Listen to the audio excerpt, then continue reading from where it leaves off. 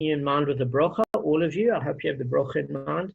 Baruch atah Adonai Eloheinu melech haolam, asher kirishanu b'mitzvotav v'tzivanu la'asok b'divrei Torah. Varevna Adonai Eloheinu et divrei Torah b'finu b'fimcha beit Yisrael, v'niyeh anachnu v'tze'etzenu v'tze'etzeimcha beit Yisrael, kulanu yodea shemecha v'lomdei toratecha lishma, Baruch atah Adonai lomei Torah le'amo Yisrael. Amen. Baruch atah Adonai Eloheinu melech haolam, asher b'chabad mikol amim v'natan lanu torato, Baruch atah Adonai noten Torah. Amen. All right, 72. So what it's talking about now is it says the Gemara suggests another situation with the ruling apply. So this everybody agrees. So Rav Acha, the son of Rav Ika, said if there's a situation to which the Rabba's distinction can be compared, it's compared to the case of the ketubah of a woman. For the right of collection in regard to a woman's ketubah is from inferior land. Hence, if she tells her former husband, instead of giving me a large amount of inferior land, give me a slightly small amount of average land, he can reply to her, if you take inferior land as is your right, take it as per current depressed price. But if you do not wish to take inferior land, but instead ask for average land, you must take it at the future higher price. The Gemara does not challenge the scenario and concurs in the case a woman would have to accept the higher valuation. Okay? And why? Well, I don't want to get into a whole scenario here, but there are a couple of things that you need to consider. This is in a case, by the way, not only with a divorce case, but a widow that would collect from the estate. That's number one. But it's also a case where if the husband has to agree to slightly less average land, he has to be in agreement with it, because if not, she can only take inferior land. In other words, if he does agree to average quality land, he can say pay it at what the land's value is worth. I would have to just check. Oh God.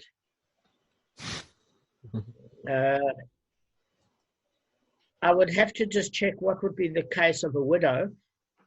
Because in a case of a marriage, to a certain extent, both parties are liable, meaning it's not like somebody damages your property and it's not your fault. It's not like a poor person who needs money and it's not their fault. In this particular case, a woman and man are both to blame for the relationship going south. So I don't think it gives any extenuating circumstances to either. So let's return to the difficulty raised by a buyer. So what was the entire difficulty that came up is that the original difficulty, how to resolve the contradiction regarding a damaged party's right of collection. Okay.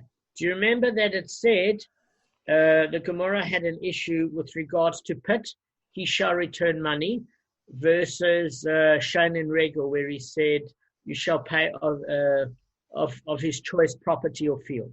Remember that contradiction. So we're returning back to that original question.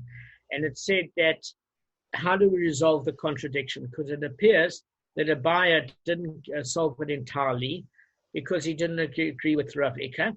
And Rava has got a particular suggestion.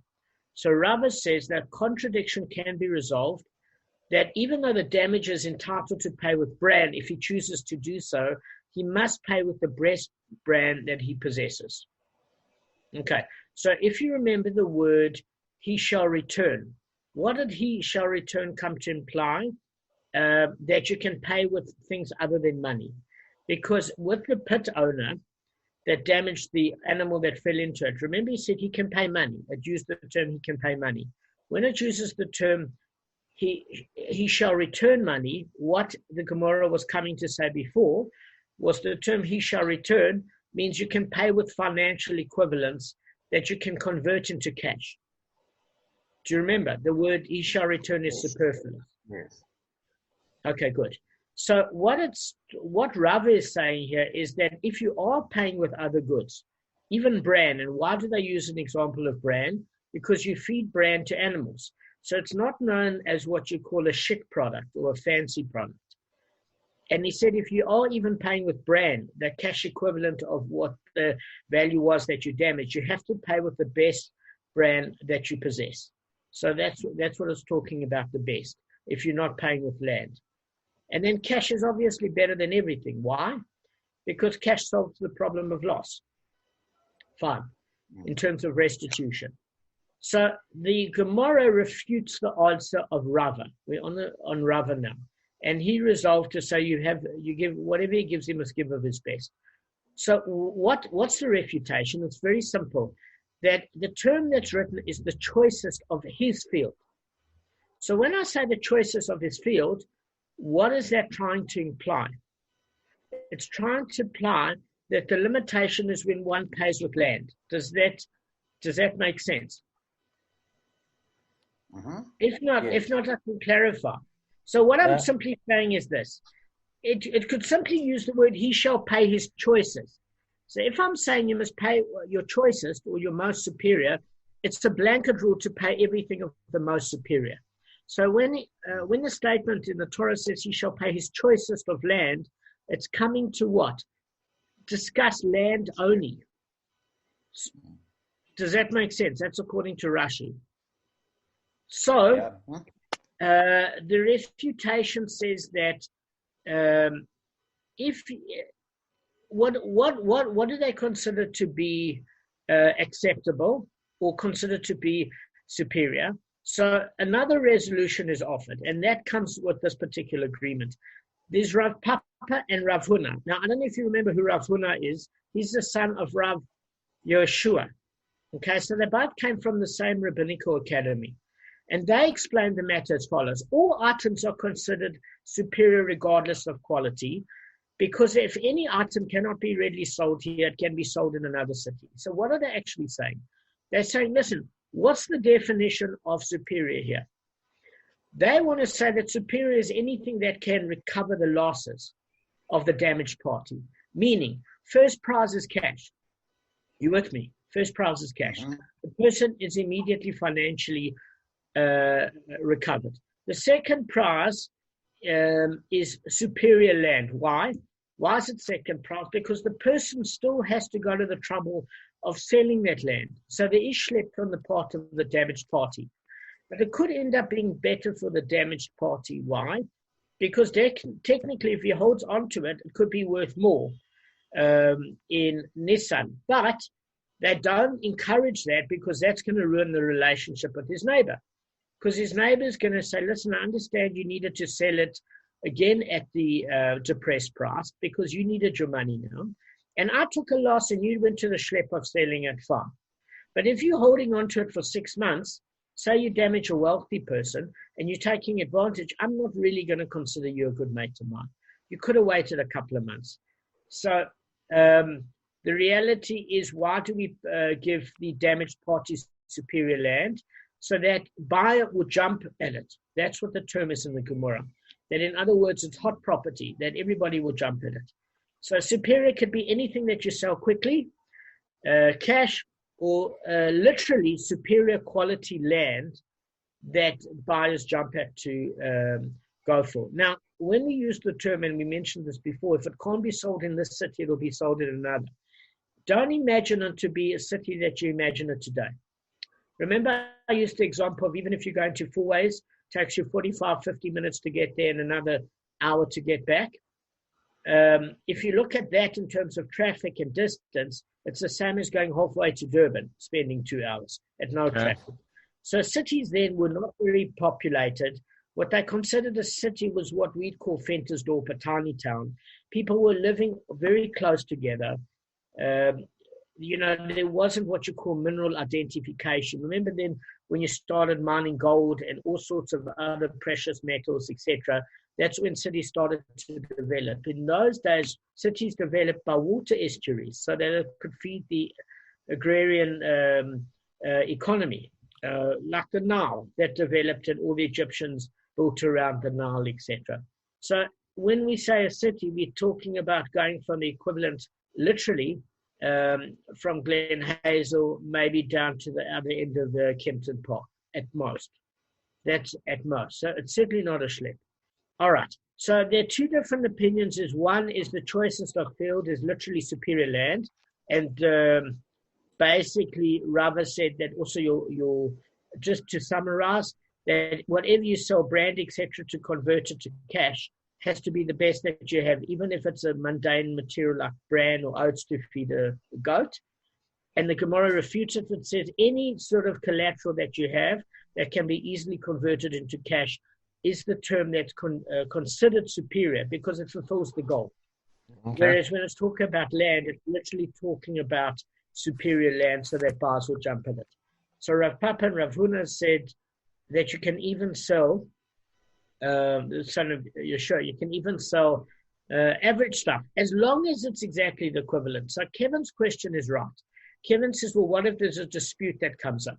Because what do people tend to do, Kevin, exactly as you said, is they try and give you the worst quality of stuff that they own, utensils, etc. It's actually going to bring it in 8A2, by the way, in one of the commentaries, that they bring the worst in terms of land, in terms of collateral, as well as utensils, because they're trying to get out of paying of their best. So these things often end up in court, by the way. And then the court determines what the value is of those items. They do assessments so that the person can't wangle out of it. Does that make sense, Kev? It was a good question. Sure. Okay, so now we're going on to a completely different issue. And that issue is we're going back to a case in 6b. And just to refresh your memory, there was a dispute between Rav Yishmael and Rabbi Akiva about what must be made in the case of superior land. Remember they said the damage shall be his, in his field. Remember that whole discussion. So I'm going to give it to you in 2 sentences. Rav Yishmael turned around and said that as long as it's superior in terms of the damaged party's land, because he uses the Gezerah Shava, then the damager can even pay with inferior land as long as it's compatible to the damaged party's superior land. Okay? And Rabbi Akiva says this has nothing to do with the damaged party's land. When it says it should be his land, it's talking about the literal translation, which is the damager, not the damaged party. And the point at what Rav Yishmael agrees with Rabbi Akiva is that if the damaged party's superior land and the damager's inferior land are not equal, the damager has to pay with land equal to the damaged party's superior land. Meaning that, say, the damager has superior land and inferior quality land, and his inferior quality land is not quite the level of the damaged party's superior land, then the damager has to pay with his superior land, even though it's worth more than the damaged party's superior land, and the damager takes the loss because he should have been more responsible in looking after his item. So Rav Yishmael believes in a compromise situation. Rabbi Akiva, on the other hand, says nothing doing. This is purely a literal translation, and there's no Gezerah Shava that I hold by, and you pay from the land of the damager. Okay? And Rav Yishmael, remember we said there was an opinion of the Rosh that discussed, do we pay, and Rashi, do we pay, what happens if the average quality land of the damager is equal to the superior quality land of the damaged party? And according to Rashi's interpretation of the Gemara, is that you can fit whatever land meets that criteria of the damager to the most superior land of the damaged party. So in certain cases, it might be an inferior land of a damager that matches the superior land of the damaged. It might be average land, or it might be superior. But the bottom line is that if the match isn't there and the damager is out of pocket, he still has to pay that which is even slightly a grade up from the damaged party, because the damaged party is not entitled to sustain any loss. Does that make sense, guys? Yeah. That was it. Fine. Now there's a query. Rav Shmuel bar Abba from Akronia inquired of Rav Abba, when the court assesses land to determine which lands are considered superior, do they assess in terms of the damager's own properties, or do they assess in terms of the properties of the world at large? Okay. So this is a good question, but I want to ask you guys a question here on logic. Okay, would this work according to Rav Yishma or Rabbi Akiva, or both? And why? I want to know your reason. Now I'm testing you on what you've done before in 6b.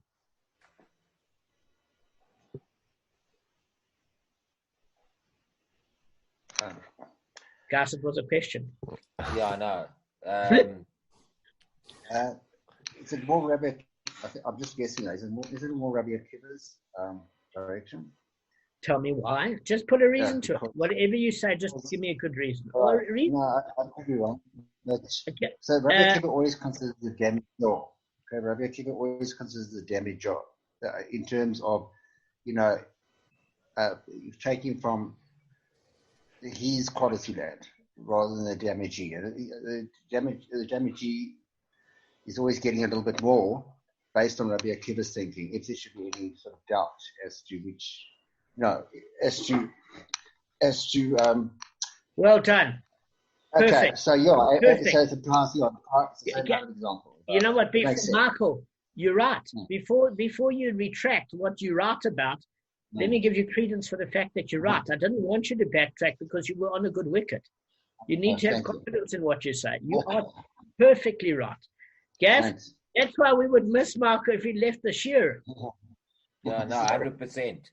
But listen, I tell you what I wanted to say. I didn't know which one it was because it's quite tricky to. I'm a bit dazed to try work backwards, but it makes sense to always take from what's it called, the general land value out there, not just your superior land. To look at the world, because when you look at the world, then you get the true value of the land. So for me, it works for both parties, really. I think it's the correct way to do it is to be based on what the world value of the land is. When I read it, that made more sense to me. Okay, but the point of it is we're not discussing the logic of whether or not the world at large or the damaged or damaged party's land. What we're discussing is if we assess in terms of the properties of the world at large, which opinion would it not work with and which would it work with? And Marco answered it correctly. Let me explain to you why. Because we're not assessing what makes more logical sense. We'd say, in what case can it not fit? And it can't fit with Rav Yishmael. Let me explain to you why. Okay? Let me just unpack it for you guys. Again, we're not discussing the logic of whether it makes sense in terms of assessment of the property. What we're saying is, which opinion would cancel out? That was the exact question. So let me tell you why Marco is right here. Rav Yishmael said it's the superior land of the damaged party. Are you with me? Damaged. Which means it's irrelevant what the world at large, what his property is worth in terms of the world at large. Why? Because if it's in terms of the damaged party, the damager has to just match up to it.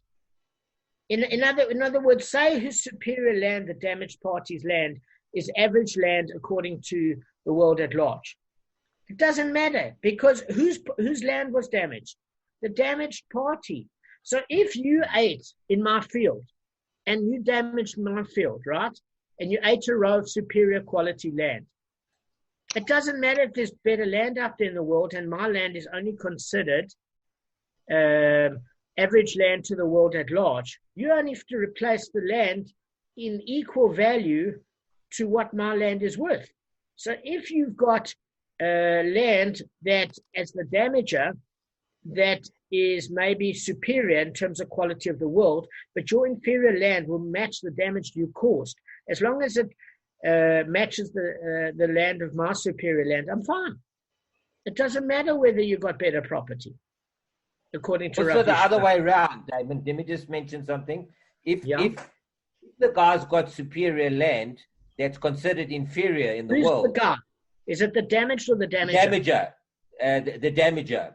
So if the damager's superior quality land is considered intermediary or inferior in the world, it makes no difference because at the end of the day, you got to sell his superior land, and if his superior land happens to be inferior in the world, there's nothing you can do about it.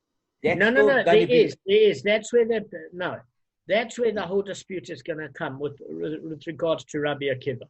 Yes, Rabbi Akiva is going to dispute it. I understand that. Yes. No, the opinion according to Rabbi Akiva is going to dispute it. Again, yes, but Rabbi Shmuel is going to prefer that. Okay, so again, what we're saying is as follows. According to Rabbi Yishmael, let me just answer one question that's going to solve this, which you mentioned at first, Gavin. If you don't always, Marco mentioned this, you don't always pay from superior quality land. Why? Because if I damaged an average row of land of yours, okay, then I only have to pay an average row. If I damage an inferior row in terms of quality, I only have to pay an inferior row. The superior row is if there's evidence that it's superior. Where the argument is coming from is what happens if we both got different grades of superior land, the damager and the damaged. Does that make sense? That's where the argument is coming from. Because remember that rule that the onus is on the damaged party to prove what damage, what the damager cost him in terms of. Remember we discussed that insurance example. So again, let me just explain to you what we discussed in 6b. In 6b, we said that it's not fair that you have to pay with superior quality land if for sure it's a case where that he ate from a row of inferior quality. Are you with me? It's not fair. And then the Gemara agreed and says we're not talking about that particular case. Obviously, if it's evident that he ate from an inferior row, you match up the financial loss with the same equivalent. Does that make sense? So we say what happens is a case if we don't know which row he ate from. And then there was a proposal initially to propose you pay from the superior quality land just to make sure the person doesn't have a loss. And in that case, we say, but that's not fair also because the onus is on the damaged party to prove what the damage was before you make a damager pay. Remember that. Then it went from that point to say, okay, so we're talking about a case where we know what sort of damage occurred, and it was damage where you have to pay back the superior land equivalent. But what happens if the damager superior land far surpasses yours? That's the case that we were talking about. Does that make sense, guys? Yeah. Okay, yes. Fine. So what we're going to do is, so it says here, according to Rav Yishmael, you need not inquire, for he says that we assess in terms of the damaged party's lands.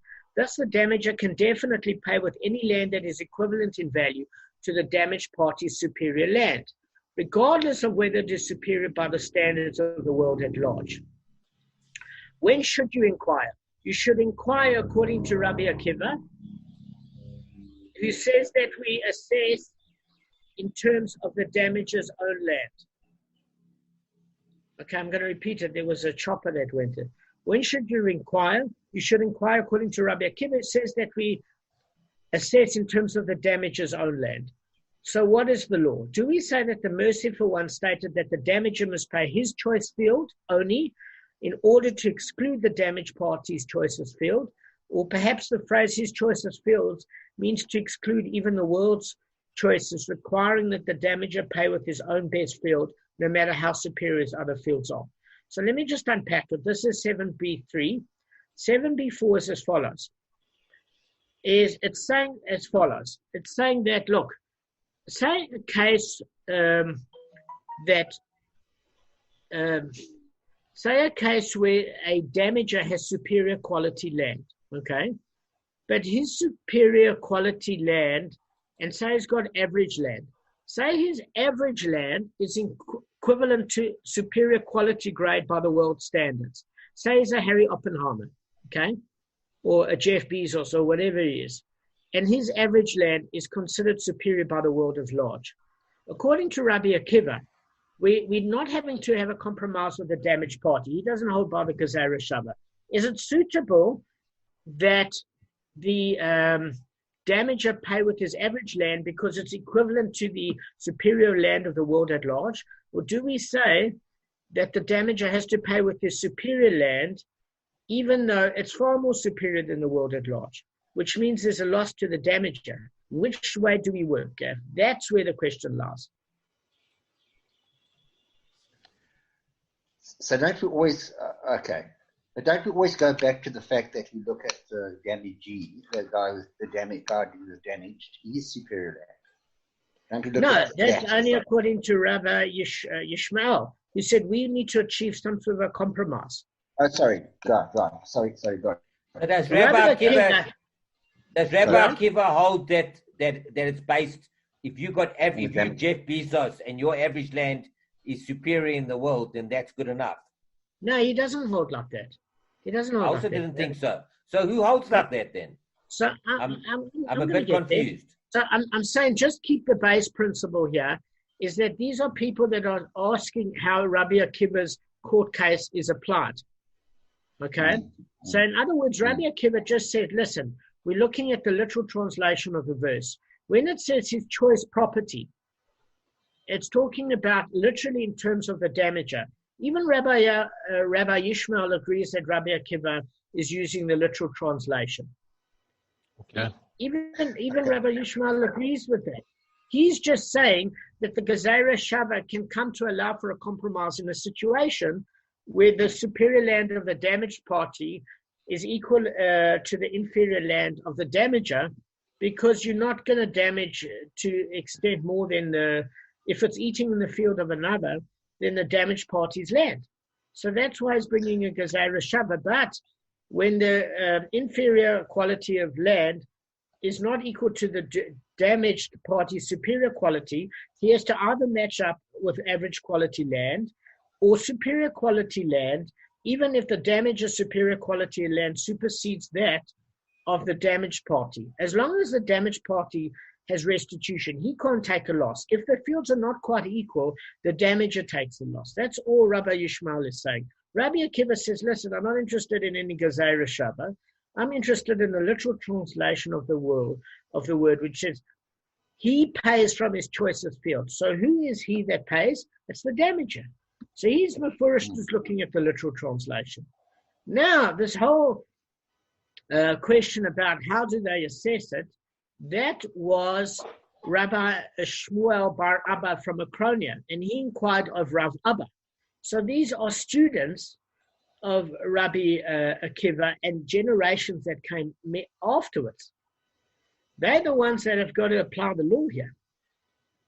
So Rabbi Akiva, this hasn't to do with Rabbi Akiva. It has to do with how to apply his case. Okay. Okay, so let me just finish, guys, let me finish 7b4 quickly, because then we will have done the seventh daf. It's got, have we got 5 or 6 minutes? Or how many minutes? Four and a half minutes.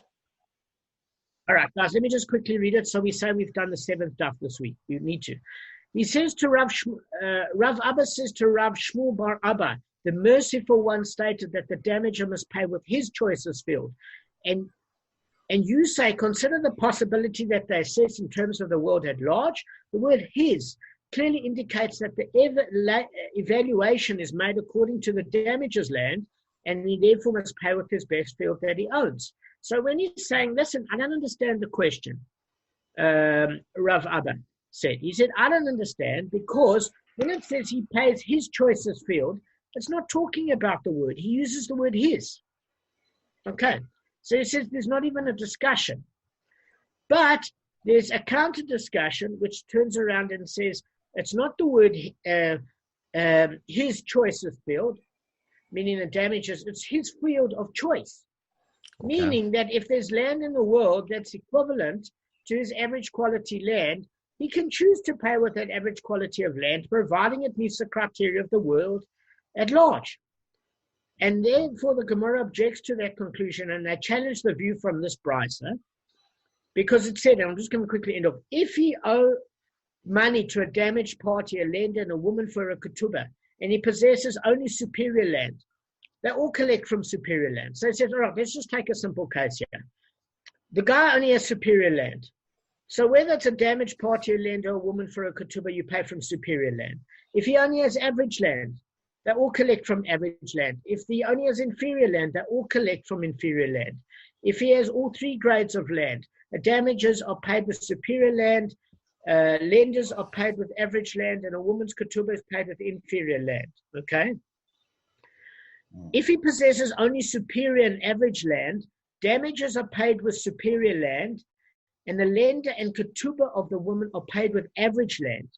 And if he possesses only average and inferior land, damages and the lender are paid with average land, and the woman's ketubah is with inferior land. And we're going to end off on that point. The only thing that you've got to understand is when it ends off on 7b, it comes to set that that there are three grades of land, and that the lender takes from average, the damaged parties from superior, damaged parties from superior, lender from average, and woman's ketubah from the lowest. And if he only possesses part of those lands, you pay appropriately to what's owing on that quality grade land. And the argument with Rav Abba to Rav Shmuel Bar Abba says his choices field means the damaged party's choices. It has nothing to do with the world at large. And the other opinion from the Gemara that's challenging it says his field of choice, meaning that he can choose his field providing that even his average or inferior quality fields are matched up with world standards. And we're going to hit the 8th daf next time, but we've done one daf this week, and we did it properly. Can I just ask you something? Sorry, yes. You're going to have to do it next time. I actually got everything you said today, but I'm still a little bit confused with Rabbi Akiva. So if we can just quickly touch on it. You don't have time now. I don't understand the Rabbi Akiva story 100%. Okay, so you need to do... I understand Chazorah. all the other guys. Everything else I understand. Okay, so you need to do Chazorah. And then I'll do it myself if it's my fault. Okay. But I'm going to show you how to do it quickly to save you guys time. How many minutes have we got? We've got what? 2 minutes. It's half a minute. It's half a minute. All right. So listen, guys, I just want to wish you a wonderful Shabbos. You did wonderful work. I tell you something, the prep that you did this week made it a pleasure. I didn't feel like I was at the dentist. Occasionally I feel like I never regret teaching you guys, but when you do the prep, we flow.